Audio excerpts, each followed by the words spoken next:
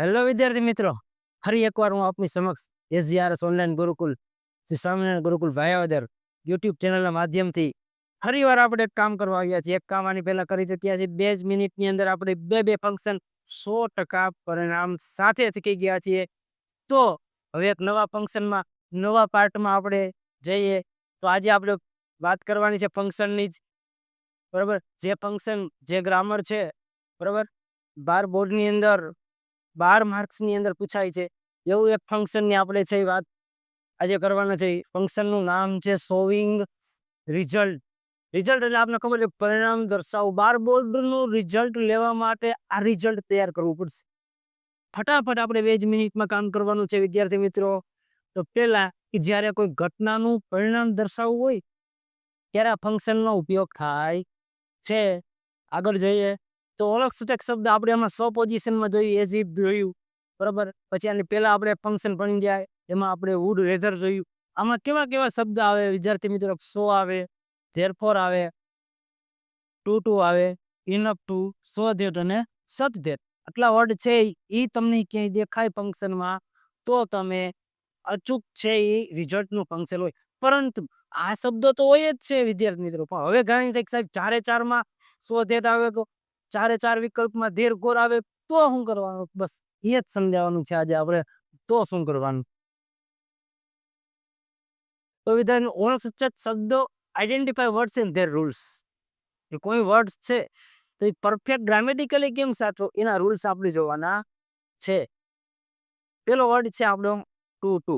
જો હવે સાહેબ કે રિઝલ્ટ તો છે જ, એનો વર્ડ એ ટુ છે, તો શું કરવાનું? ટુ 4 MCQમાં આવ્યું હોય તો આપણે શું કરવાનું? તો એની વાક્ય રચના છે.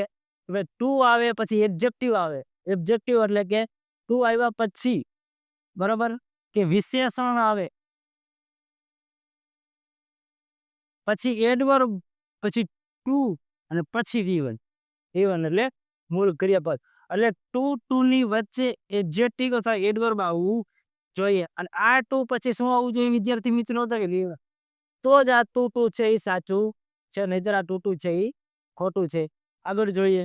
જવાના એક્ઝામ્પલ આપ્યા કે ભાઈ ઇટ્સ ટુ હોટ, ગરમ. એ છે આપણું એડજેક્ટિવ.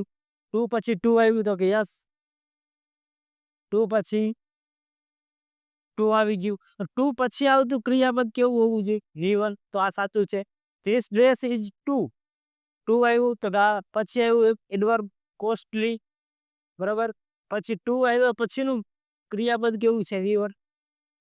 એવી રીતે આમાં ટુ વચમાં પુઅર એડજેક્ટિવ, ટુ વચમાં સેડ, પછી આવતું ક્રિયાપદ V1, પછી આવતું ક્રિયાપદ V1. તો આનો પહેલો નિયમ ટુ નો આપણે યાદ રહી ગયો. ટુ પછી મૂળ ક્રિયાપદ આવવું જોઈએ ને ટુ ની વચમાં વિશેષણ આવવું જોઈએ. આગળ જોઈએ ઇનફ ટુ ની આપણે વાક્ય રચના જોઈએ તો કર્તા પ્લસ ક્રિયાપદ, એડજેક્ટિવ, એડવર્બ ને ઇનફ ટુ એટલું આવું જોઈએ વિદ્યાર્થી મિત્રો. જો your cloth are big. Enough to પછી યાદ રાખવાનું V1. ઇનફ ટુ પછી યાદ રાખવાનું V1. ઇનફ ટુ પછી યાદ રાખવાનું ક્રિયાપદ છે V1 આવવું જોઈએ. પછી સો ધેટ એની વાક્ય રચના આપણે જોઈએ. ભાઈ સો પછી એડજેક્ટિવ, એડવર્બ, પછી ધેટ ને પછી કરતા. હવે વિદ્યાર્થી મિત્રો સૌથી રિઝલ્ટમાં કોઈ પૂછાતું હોય તો એ છે એ સો ધેટ છે. સો ધેટ આવે અહીં વાક્યમાં, સો આવે ને પછી આવે ધેટ. તો યાદ રાખવાનું કરતા આવે પછી આના વાક્યમાં મોડેલ તરીકે કેન કે કુડ નોટ હોય.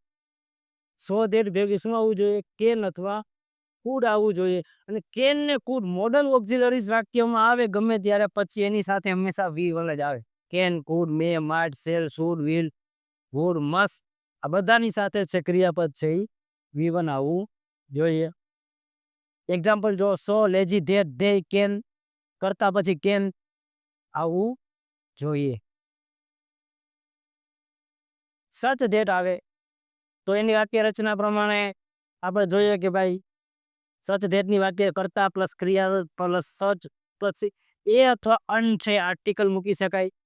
પછી કોઈ નામ, વિશેષણ, ધેટ અને પરિણામ દર્શક વાક્ય આટલું આવે તો આપણે સમજી લેવાનું કે વાક્ય રચના પ્રમાણે આ છે એ એક્ઝેક્ટ પરફેક્ટ ગુડ છે.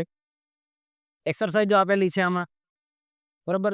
જે આ વાક્યમાં બીકો છે એ છે, પેલા તો આપણે શબ્દ શોધીએ કે આ રિઝલ્ટ બતાવવાનું છે તો એનો શબ્દ કયો આવે, તો એમાં ટુ આવે. બરાબર, એટલે એ રિઝલ્ટ છે એ આપણે ઇનફ ટુ છે, એટલે એ પરફેક્ટ આપને લાગી જાય.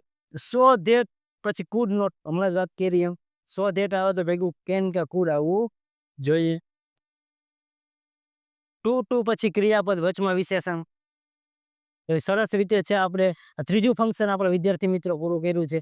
બરાબર, આવા અલગ અલગ લેક્ચરની અંદર આપણે અલગ અલગ એક ફંક્શન 2-5 મિનિટમાં સોલ્વ કરશું. ચોક્કસ ખાતરી સાથે આપણે કહી શકીએ કે આપને આ માધ્યમથી આવડી જશે. તો આવા જ વિડીયો મેથ્સ, સાયન્સ કે અન્ય માટે અમારી ચેનલને લાઈક કરો, સબસ્ક્રાઈબ કરો અને હર હંમેશ, હવે તો બોર્ડની એક્ઝામ માથે છે, આ ચેનલને જોતા રહેવું. અસ્તુ, જય સ્વામિનારાયણ.